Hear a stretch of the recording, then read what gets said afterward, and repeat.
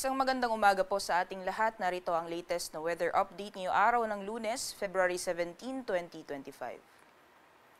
Sa kasalukuyan po ay wala tayong binabantayan na LPA o bagyo sa loob at labas ng ating Philippine Area of Responsibility at kung makikita po natin dito sa ating latest sa satellite animation, malaking bahagi po ng ating bansa ay makakaranas po ng maaliwalas na panahon. Wala po tayong namamataan na mga kapal na kumpul na kaulapan na posible pong magdulot ng buong araw na tuloy-tuloy na mga pag-ulan sa malaking bahagi po ng ating kapuluan. Except na lang po dito sa may bahagi ng Northern Luzon dahil sa patuloy na epekto ng amihan, pati na rin po ng shear line, maaaring makaranas po tayo ng mga pagulan along the eastern sections of Northern Luzon area. At itong Intertropical Convergence Zone naman or ITCZ ay maaaring magdulot din ng mga pagulan dito po sa may katimugang bahagi or southern portions ng Mindanao, gayon din sa may Palawan.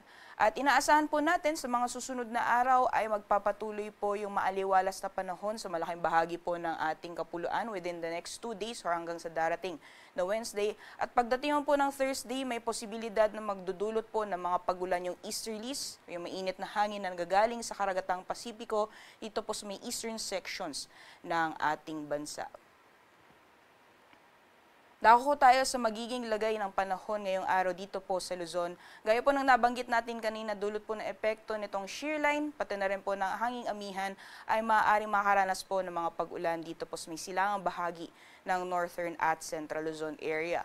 For areas po ng Batanes, gayon din sa Cagayan at sa Apayao, maaaring makaranas po tayo ng mga light to moderate na mga pagulan, dulot po ng epekto ng hanging amihan.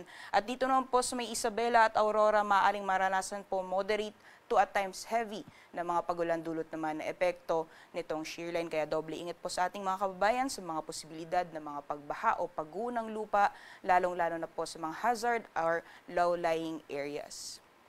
Sa nalalawing bahagi naman po ng Luzon ay asahan po natin magpapatuloy yung maaliwalas na panahon. Magiging mainit po lalong-lalo na pagdating ng tanghali at may mga posibilidad lamang po ng mga panandalian o mga biglaang buhos ng ulan, dulot po ng mga thunderstorms. Mas madalas po yan sa hapon o sa gabi.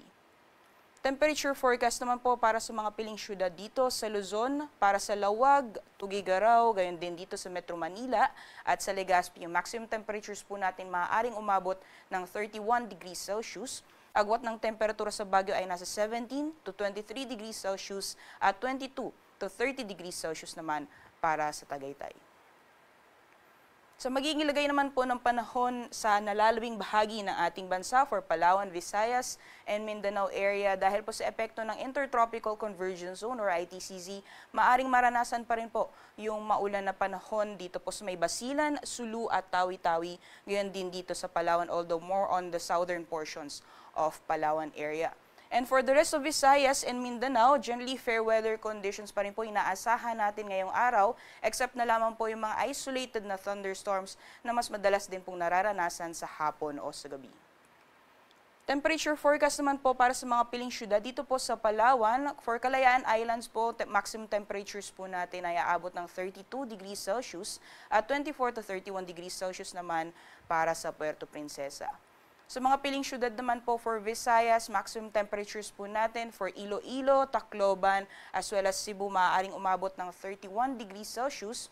At sa mga piling syudad naman po para sa Mindanao for Cagayan de Oro, maaaring umabot po ng 31 degrees Celsius maximum temperatures.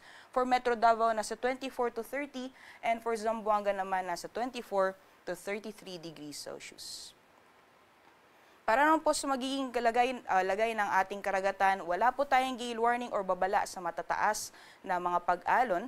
Ngunit iba yung pag-iingat pa rin po or inaasahan pa rin natin yung katamtaman hanggang sa maalon po na karagatan dyan po sa mga dagat baybayin ng Northern Luzon. Kaya iba yung pag-iingat na lamang po sa mga plano pong malaot dyan po sa mga nasabing dagat baybayin. Sunrise po natin ay 6:19 AM, sunset naman ay 6:01 PM. Para sa